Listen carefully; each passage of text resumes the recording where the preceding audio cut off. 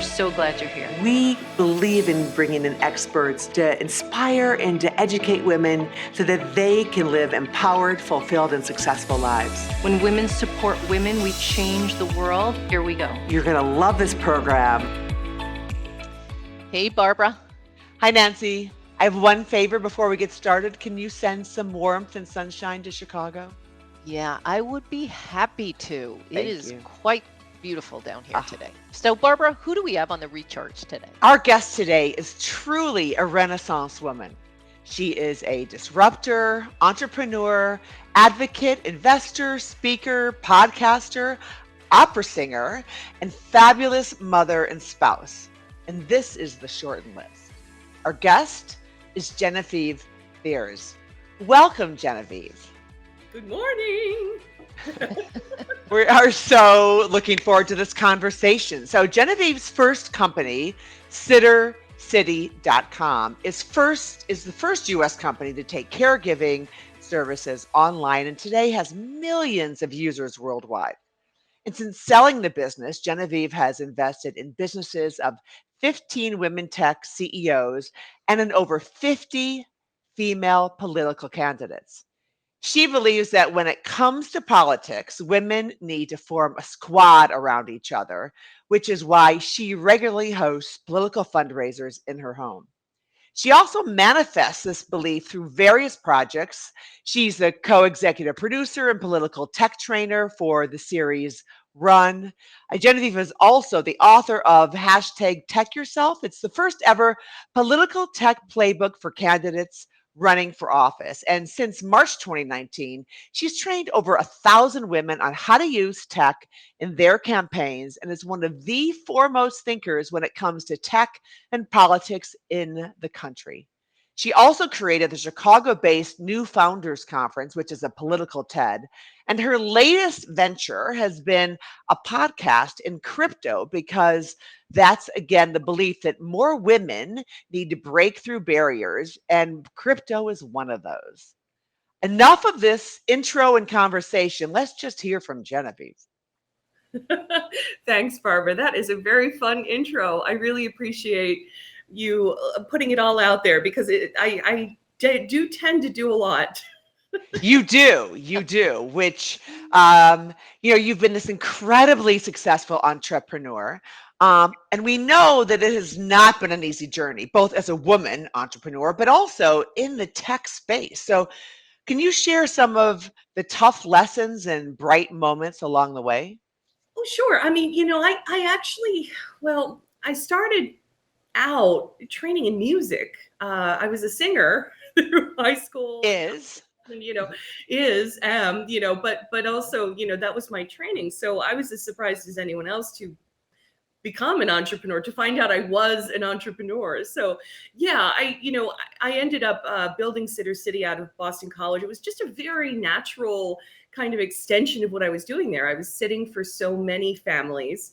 It just seemed natural, to make a sort of, I don't know, like a Match.com-y, kind of environment to connect people. And, I was building Sitter City in the middle of the .com crash. So it also was perfect timing. I was able to grow this beautiful thing like a garden, so when Sitter City went national, I started realizing, I think maybe I'm an entrepreneur, but it took like a while, because for me, it just felt like I was just growing these gardens of moms and sitters, like city by city around the US. And I mean, it was great. It was fun. It was, I wasn't really thinking at that point about CPA or a ARPU or anything like that. And I had to kind of teach myself to move into those layers later.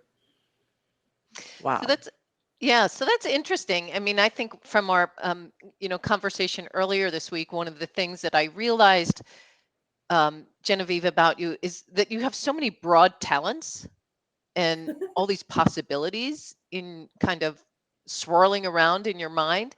How do you kind of decide what's next for you? I'm not sure I decide, which I think is part of my charm. Not charm. My husband's like, what are you doing? But I sort of just see what the world wants next. I am devoted to women, and women achieving parity in my lifetime, which hopefully will be a nice long lifetime, but you never know. And, I realized this at a very early age. I was that girl that would go out in the back and my brother, would be like hurling baseballs around and I would be, running around with the bat, like we would beat each other up because he'd be like, boys are better. I'd be like, no, it's girls, So like, I was always devoted to that. I didn't really kind of settle into it until like 10 years after college, but that is what I stand for. That is who I am. I want to see women get to parity. And we have a long way to go. And so everything I do is sort of defined by that. Sitter City was a revolution, really. I mean, like we were looking at moms paying $2,000 to, use a nanny agency. And I thought, oh my gosh, this should be $40. You should be doing the screening yourself.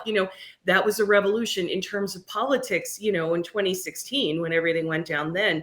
I could not help it. I hurled myself into the fray. And yes, I built sort of a political TED where we were, bringing together amazing thinkers from all over the country.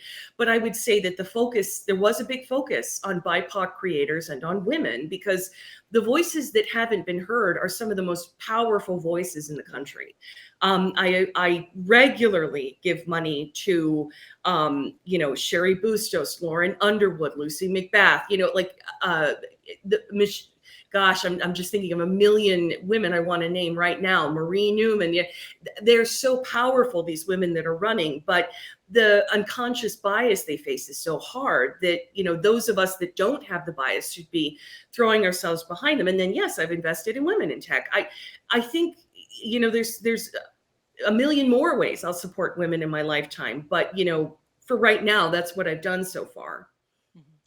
Yeah, and in the tech space. So, as an entrepreneur, tell us about, was it hard to get funding? Is that also what's inspired you to fund women because of some of the biases from a gender perspective, or help us learn what inspires you to support these other women? Yeah, I was speaking to a friend about this yesterday, and it is just so hard for women in tech. And actually, if anything, we have recently taken a step backwards because of the pandemic. So many of us had to go home and just keep everything running, that we've actually taken a step backwards. So my own journey was, with Sitter City. The very first thing I heard when I started talking to investors was, this is a babysitters club. My wife handles this. I remember thinking, get her in here though, because like you're going to miss a great big opportunity. So then I had to fight, for years and years, to get Sitter City up and moving just on seed funding because I couldn't get a Series A. Then, of course, in 2006, it was like a spotlight shown on the industry. By that point, I was regularly on the Today Show, and, we were on The View, we were on Ellen. We just had done such a good job. We were everywhere. And then, of course, all the VCs wanted to copy it. But, it took me so much to just get past those filters and show them this was $1 billion industry. So, that theme kind of continued, I had a great board of dads, but it was me and 7 men, that was just normal. The majority of venture capitalists are guys. It's the way the world span out, and just these things that you notice when you're the woman in the room. It was a 20-year experience. And I remember at the very end, we had some board members kind of shift around, and 2 women came onto the board. And then somebody else had left the board. It's just kind of boards, they grow, they change. And there was one magical meeting 20 years in at the very end where it was all women. We kind of looked at each other and we were like, oh, this is what it's like. It was wild. We were talking about, I don't know, childbirth and, like something else. And then we thought, we didn't even think about it for 2 seconds.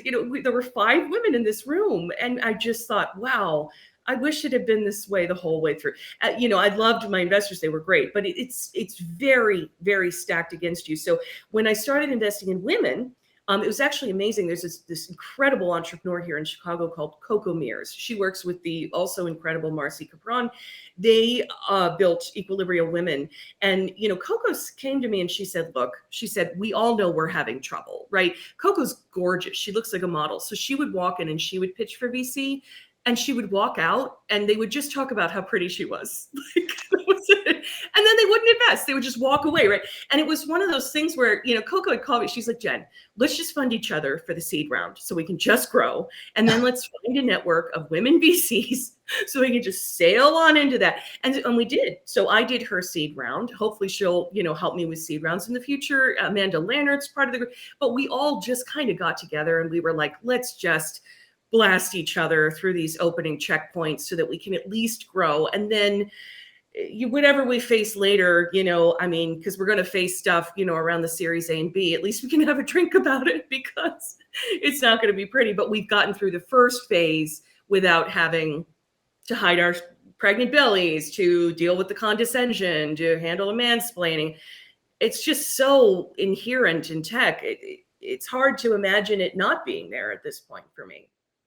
Right. Well, I mean, certainly knowing, right, the paltry percentage of funding that goes to women entrepreneurs, it's beyond tech too. I mean, I know a lot of the big tech dollars, the dollars in the in venture go to tech, but do you take a seat on the boards? Are you trying to influence? How are you trying to influence change so that we can't just work around the men? I want more women to benefit, but how do we wake the world up to this? Well, I will say I'm really lucky too. And most of the guys I've met have been allies as well. So I think everybody's trying. It's not anybody's fault. We're in the situation we're in. It's societal conditioning hundreds of years. So, I just do whatever the female entrepreneur needs of me. She needs me to put in money and walk away. I put in money and walk away. She needs me on the board to support her. I get on the board and I support her. I think my most valuable work has been after I've invested and taken a board seat, because I'm so protective of these women. I have dealt with situations of like a really horrible bully, right, coming in and just painting this is hysterical or that is over emotional. I've dealt with all of that. So if I see a whiff of that aimed at that woman, I just charge. Your mama bear. I do not allow it to Yeah. happen. It's almost like I'm the mom on the call. Yeah, I am not going to let it happen. And if any shenanigans go on trying to remove the woman, I will do that. I will charge again. I will not let it happen. I've gone in with women that I haven't funded or I'm not on the board. I will go in with them anyway, and I will handle what's called a question barrage. So in the venture capital world, there's a thing that guys tend to do. It's just a guy thing, think about it. They beat each other up on the playground, right? Whereas girls, we're like at Ming Dynasty level sophistication, right? In fourth grade. So we're poisoning each other's gloves, right? While the men are outside beating each other in the face. So guys think about this sometimes, when they're in business, and they'll do what's called a question barrage, where they'll fire questions at you so fast that you can't quite get your thoughts in order, right? And this is actually, I've actually done intensive studies on this. Our brains are wired slightly differently as women. So our information has to go through this frontal cortex area where we have emotional processing before it goes around to the communication center. Men don't deal with that. So actually the question barrage is quite crippling for women, because we have to focus more to push the question through to the answer sometimes. And so I'll go in and handle the question barrage because I don't feel anything, just anger. So I will fire off the answers so fast that, they don't have to deal with the processing stuff. And I only have seen a few guys do the question barrage. It's really funny. You see them set up to do it. They kind of get this posture and they come at you. And I've dealt with all of this so much. I'm what I wanted to have. I'm what I needed to have back when I was running Sitter City. And they're just, I wish there'd been someone for me, but there isn't. So I'll be what I needed for them, That's awesome. Yeah. So when did you first realize that you have this ability to channel your talents and disrupt the status quo? And, you have this awesome confidence. Is that because of your success, or where did that come from? High functioning OCD. Sorry, but I'm very happy to disrupt. I mean, here's what I will say. I'm really stubborn and I get mad a lot and I'm super loud. So, I mean, and I'm not trying to do that thing where I'm like, oh, like it wasn't me. It was, this old thing. I'm not doing that. But I really will say that there, I don't think it's any particular levels of intelligence or of magic. I think that I know who I am. I know that I stand for women. I know that at this point, after having twins as well and dealing with all of that, I take no crap. And so I'm using that strength. It's strength, I'm using that strength, that ability to not care anymore what anyone thinks of me. And I'm kind of charging forwards even more into supporting women, be it in politics or be it in tech or even in this crypto podcast. I'm doing a crypto podcast that women can listen to in the car, and it's hysterical. It's so janky. Like the microwave alarm goes off in the middle. My twins are screaming in the background, but I just record the thing. I'm like, here's what you need to know. And I try to mix it as best I can. I feel like women are left out of everything. And I will do everything I can to stop that, because everything is better when we're in it. Everything. Amen to that. Yeah. Yeah. Genevieve, you've said that that women have a fault line, and when you press that, maybe that explodes into meaningful anger that can compel change. Is that fault line of yours one of your challenges, and what would you consider some of your biggest challenges? Well, it used to be. So I'm really glad you brought this up, because I like to talk about this because we don't think about it. So if I looked back at Sitter City and I looked back at what I would love to do again, first of all, I'm really proud. It was a really great thing. And, I think we achieved wonderful stuff, but I was too nice. I wanted everyone to like me. I was scared of the B word, and I wasn't able to necessarily defend myself in some situations that I would have wanted to. I think I was being honest with myself the whole way through, but you also have to be equipped to deal with the craziest stuff when your company is actually succeeding. That's when you're most at danger, because people will want to take it from you to do all the things they want to do with it. So I think women are built with fault lines. Like, I had to examine in myself, why did I want everyone to like me so much? Why was I so desperate to be friends with them, to get their approval? It harmed me, right? There were people I should have fired, I didn't fire, situations where I became protective of women, where, and like, they would stay in a role where they weren't, necessarily suited to. And I believe we're conditioned in America. We're built with fault lines. So this is actually related to Michelangelo and sculpture. Every sculpture that Michelangelo would take out of a rock, first of all, he'd say the sculpture was in there. He's just letting it free, right? But he would also point out that after the sculpture was made, that in every sculpture there was one place you could tap where the sculpture would shatter, and that was because of the fault lines in the rock. And I believe women were built, because we're raised with this culture of shame, with this responsibility, right, for being the child bearers. We're raised with fault lines. It's tied as well into the anger that the U.S. feels at women even daring to work, daring to make a salary, daring to charge you for like watching their kids. Like, this is all still rather revolutionary when it comes to like women like demanding their own.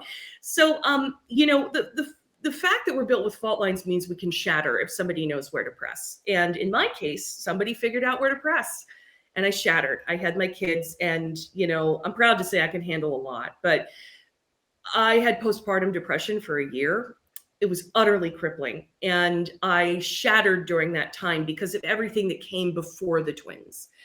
And I had to, piece by piece, drag myself back together. And now I don't think I have any fault lines. I am pure titanium. But what I want to say to women is that you will shatter at some point. You will not think that you can get back up. I guess if you're a high functioning, OCD driven maniac like me, I suppose I'm speaking to you. you will shatter, because everything you've been built with will come to a head, and someone's going to figure out how to manipulate it. And the key thing there is to hold on, because nothing ever stays the same. Stuff is changing nonstop, and you will piece yourself back together and you'll come out titanium. But like you have to hold on, because that was the hardest period in my life, and I didn't think I was going to make it sometimes. And I crawled on through. And here I am, loudly singing at you on this podcast, teaching women about crypto and singing, Goodman and Lyric. I mean, we are always reinventing ourselves. Yeah, I think that that willingness to be vulnerable when you're this incredibly strong person that everyone assumed was titanium beforehand, before the crack, is really big. Strong. You see, I don't feel like I'm strong. You're saying this, and I'm like, that's great. But I think it's important to point out, inside, I'm a mess. I just turned 44. I'm like, does anybody want me on stage anymore? So I just, I didn't mean to cut you off there, but I really think it's important that, anybody looking at me is like, man, she's so strong. I am not strong. You know what I mean? Like, I can't even figure out which coffee I want to buy at Starbucks in the morning. I think I fake it real well. And that's the lesson.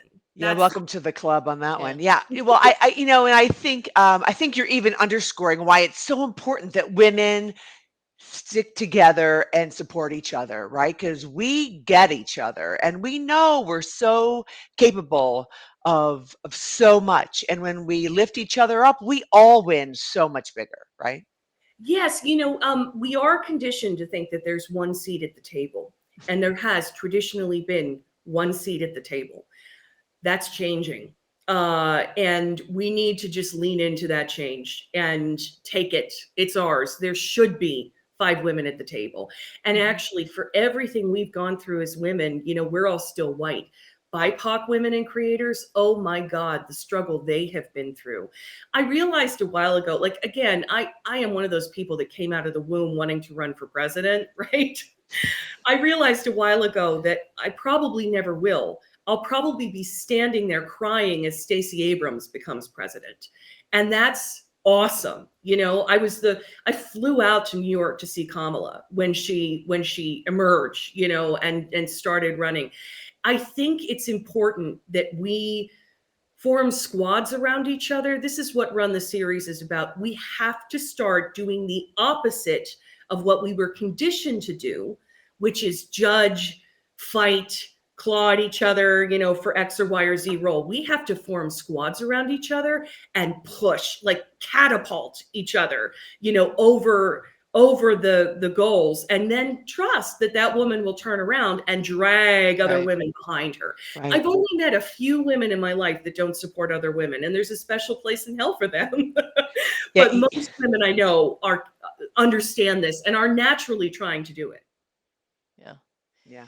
And obviously, reminds all of us of Secretary Albright this week. But I think the other thing that I think about from your remarks, Genevieve, is that, deep down, I think there's something in our DNA that women are so much stronger than they will ever know. And I think we've witnessed that, kind of in the last 2 years. But you've got my vote, so. Well, I'm not running. Let's go put Stacey Abrams in. But like, we are stronger than we think. We are so strong because of what we have been put through. But what we have been put through leads us to present sometimes, or at least in my case, to present as weak. So I was that girl that was like putting all the exclamation points and smileys in my emails. I said sorry so many times, it was practically my nickname. I had to learn, actually, after I left Sitter City. I had my twins. I had to go back. I had been singing, but not a lot. So I had to go retrain in acting. And I learned that I hunch, I make myself smaller. And I had, through a series of hysterical acting teachers, like I had to learn to take up space. I am a 5'10" woman with big feet and a large nose. I look like a Muppet, and I need to own that I enjoy it, you know. I had to learn as well, like with acting, like my whole life, it's like I played a role. So back with Sitter City, I was trying to be Mary Poppins. I was trying to be beautiful, small Julie Andrews, dancing and singing about. And I realized recently, I'm Jane Lynch. I love Jane Lynch. I am her. Auditioning for Christine and Phantom and realizing you're Carlotta, you know, like I am tough and strong and hilarious because look at me, right? And you know, like I needed to learn to completely own my space Amen to and that. just Yeah. be unapologetically and not hunch and be loud, and I'm still doing it. I still have to recorrect myself though with the hunching. And I honestly every day take 3 sorries out of an email and at least 10 smiley faces, you know. It's a constant battle. It's a constant thing. Yeah, I was on a call with my daughter recently, and I had to stop her and tell her to stop apologizing. I'm trying to break the cycle earlier since I, for decades, have been struggling with too many sorries also. You never hear that you, from men. We don't need to apologize at all. We have to stop. So. May we all have the confidence of an 18-year-old white man in a hoodie. That's my new statement. May we all fake the confidence of an 18-year-old white man in a hoodie because they walk in and get funded off of a deck in tech. And it's like, I have to go out and create a $3.2 million company before I'll get it. You know, it's just, Yeah. it's That's wild. crazy, right?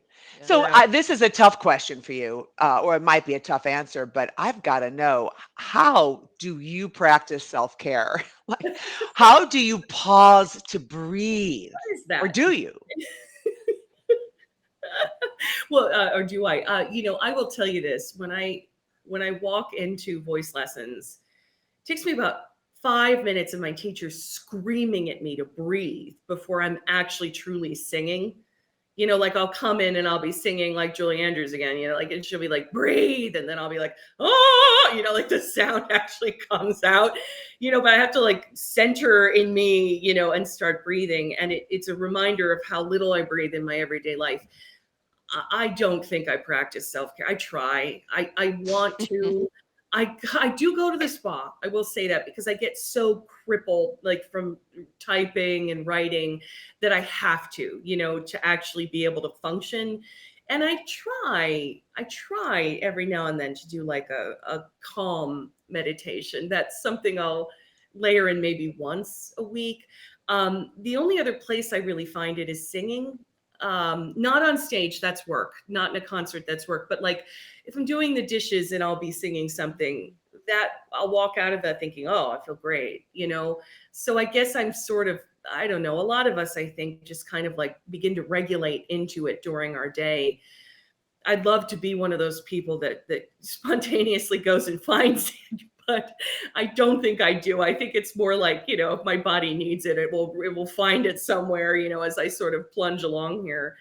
That's, you know, I don't think I'm particularly a good leader in that respect. I should be doing more. Okay, no shoulds. Oh, there we go. Um, Did you Although see? you are the first woman Sorry. who has Oh my gosh. and then you apologized. Not sorry. You're the first woman who's infused self-care and dishwashing in the same phrase. That's a Put first. all three together: singing, dishwasher, and I don't know, what is it? Self-soothing. It works. It's like therapy, you know, almost. Yeah, it is. And you know, I feel like I'm getting something done. You know, I mean, There you as go. women, I don't like the fact that we are valued based on what we are to everyone else.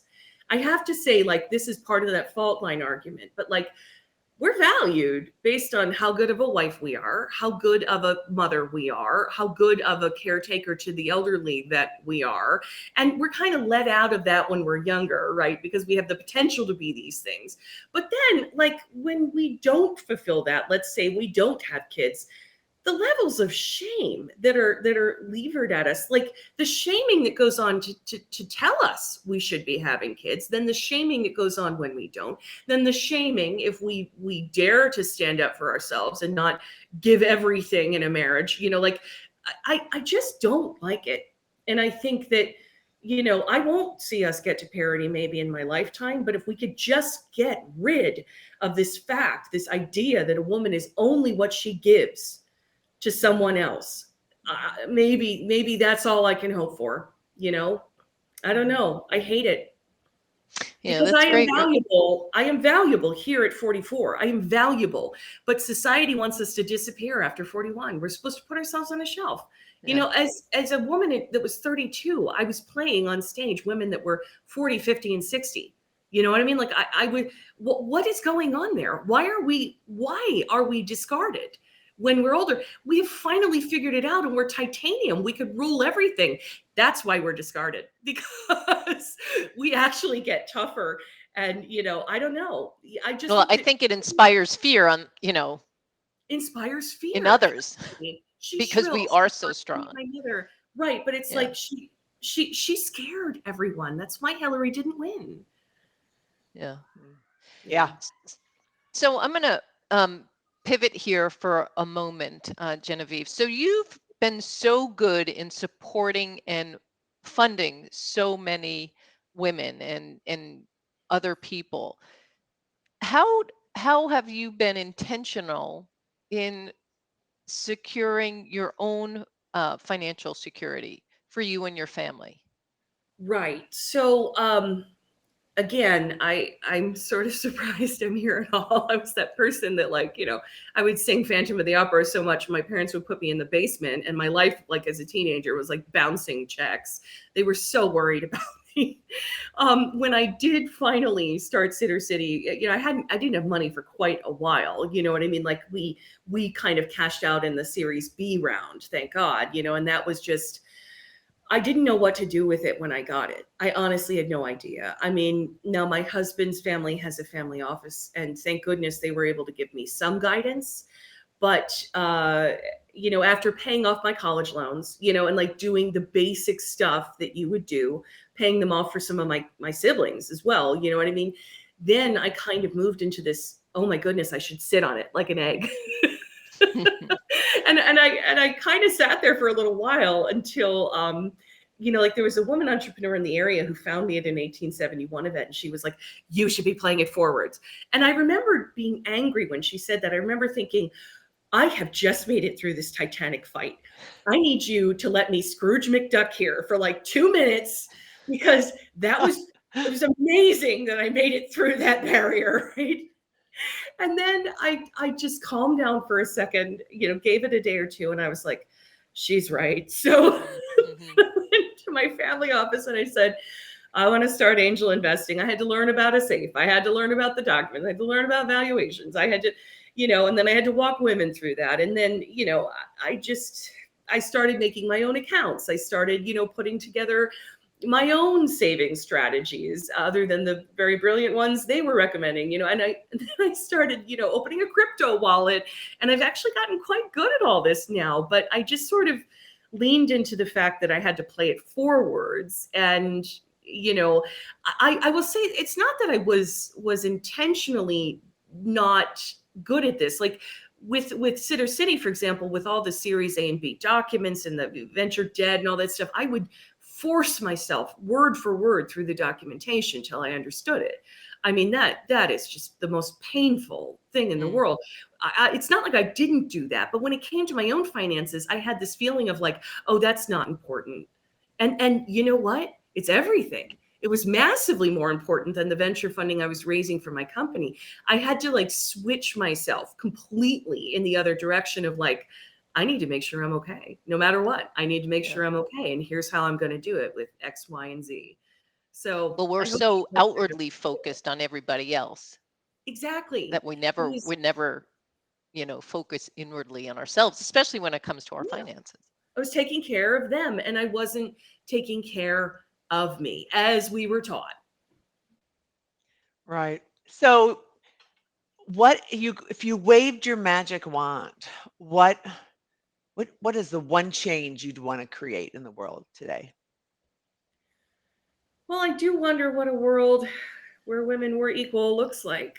I remember my husband worked in the tech team for Obama 2012, and I remember actually back when he won in '08, was it? Yeah, it was '08.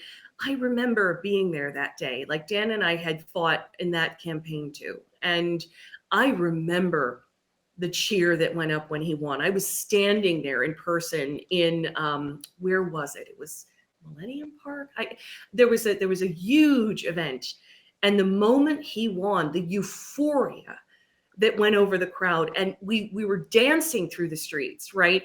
And then the next day, I remember I was logging into, I think it was Obama headquarters or something. I don't remember, but I was going in because I'd been volunteering, and I remember I crossed the gate to go in the building, right, at the Aon Center, and the security guard was Black, and he looked at me, and he said, "ID, please." But like his eyes said, "We're equal now. We are equal now." And my eyes were like, yes, yes, we are. It's like this moment, and nothing was said, but the actual, like, the fact that he looked at me that way and I was able to look back that way. I just want that for women.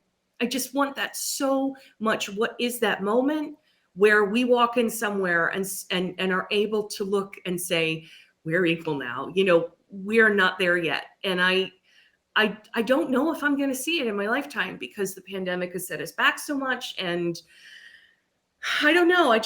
Ukraine war, I just don't know if we're going to get there. And if we could get there, it would be such a world, you know? Mm. Hopefully in your son's lifetimes. Well, it'll be interesting to see how life evolves for them, huh? Yeah, I hope so. I'm teaching them to be feminists, but who knows? Good for you. And is there anything that we haven't talked about that you'd like to share with us today? No, not really. I mean, I will share the location of my crypto podcast because I think it is actually quite important for women to learn about Web3, Great. crypto, staking. Yeah, you can just find it at bitesizecrypto.nft. That's BYTE, bitesizecrypto.nft, or we have a Facebook page. And if you Google my name on Spotify, it pops right up. But in the first episode, it's really funny. I got my friend Ari and I just gave her $400. And I was like, we're going to open a wallet and buy an NFT. It took 10 days. 10 days to get it done.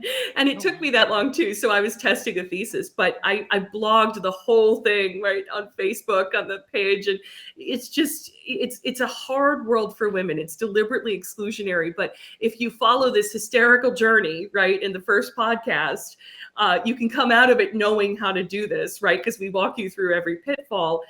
And I just don't want women missing out on another big thing while everyone else gets to play in the sandbox, Great. Well, thank you for all that you do for women, for all that you initially did for moms to help find a caregiver that much easier. We continue, all of us, to benefit from your generosity and your brilliance. And thanks for sharing it with us today.